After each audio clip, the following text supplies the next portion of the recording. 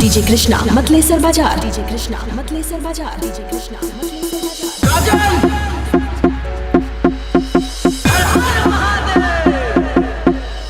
कहाँ थी कल? आई क्यों नहीं? एक दिन नहीं मिली तो इतना गुस्सा। कल को कोई दूसरा हमें ब्याह ले गया तो?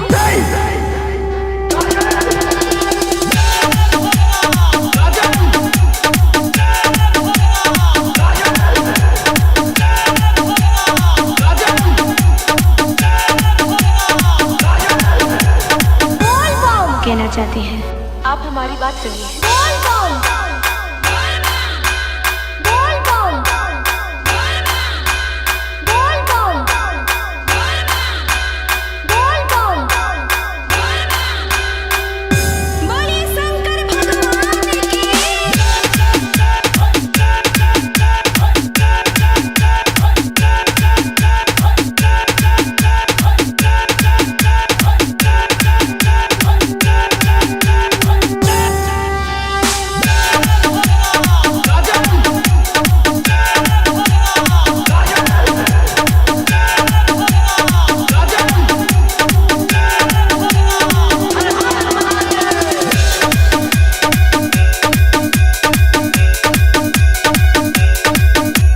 डीजे कृष्णा मतलेसर बाजार, डीजे कृष्णा मतलेसर बाजार।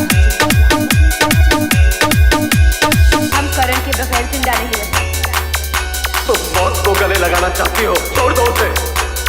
हम सब कुछ छोड़ देंगे, ये घर, ये दुनिया, ये जिंदगी, लेकिन करण को नहीं, करण को नहीं, करण को नहीं, करण को नहीं। बोले शंकर भगवान की।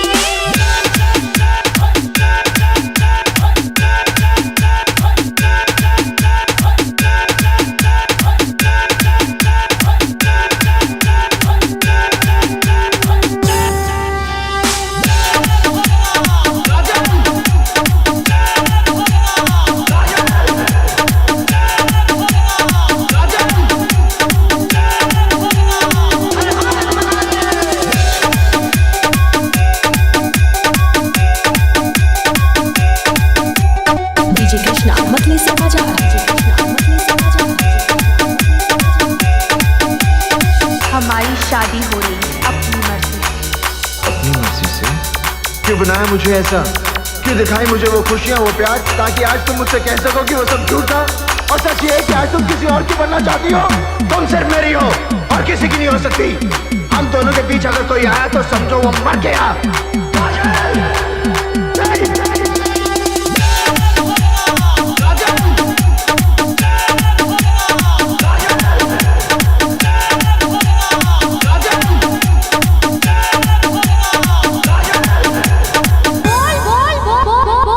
आप हमारी बात सुनिए।